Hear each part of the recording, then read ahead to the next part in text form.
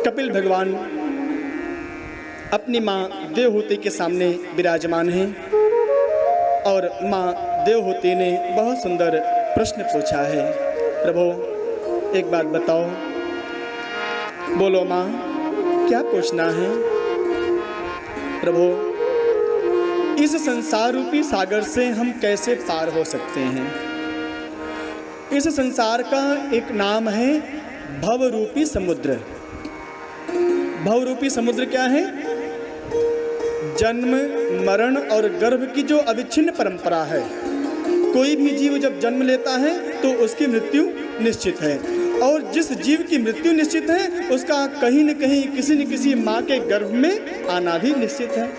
तो गर्भ में आना, गर्भ से बाहर निकलना और मृत्यु को प्राप्त होना, जो ये परंपरा है, इसी का नाम है भवरूपी समुद्र।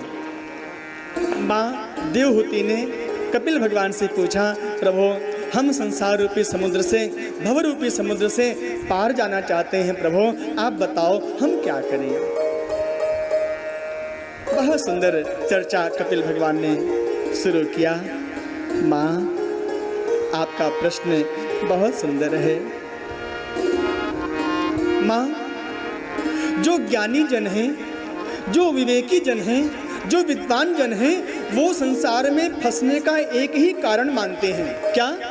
संसार से आसक्ति। आसक्ति ही संसार में आने का मुख्य कारण है।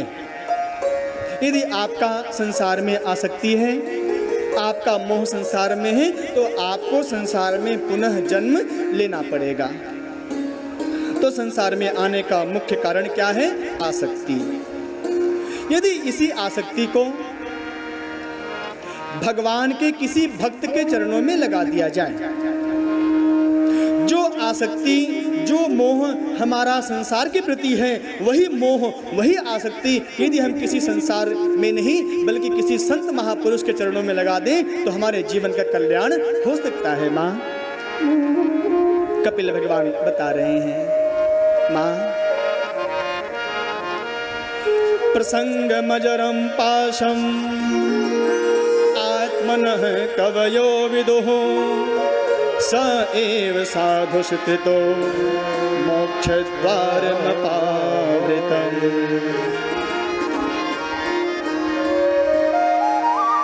आसक्ति किससे करनी है? कौन कौन चाहता है कि हम भगवान के प्रेमी हो जाएं? कौन कौन चाहता है कि हम कृष्ण भगवान से प्यार करना शुरू कर दें? सब चाहते हो तो एक काम करना। क्या? किसी संत महापुरुष के वाणी से, किसी संत महापुरुष के द्वारा की हुई कथा से प्रेम कर लेना। प्रसंग मजरम पाशम आत्मनः कवयो विदुः स एव साधु स्वीकृतो मोक्ष द्वारम अपावृतम। मोक्ष का द्वार कहाँ है मालूम है? किसी को मालूम है? आप सभी लोग मोक्ष जाना चाहते हो?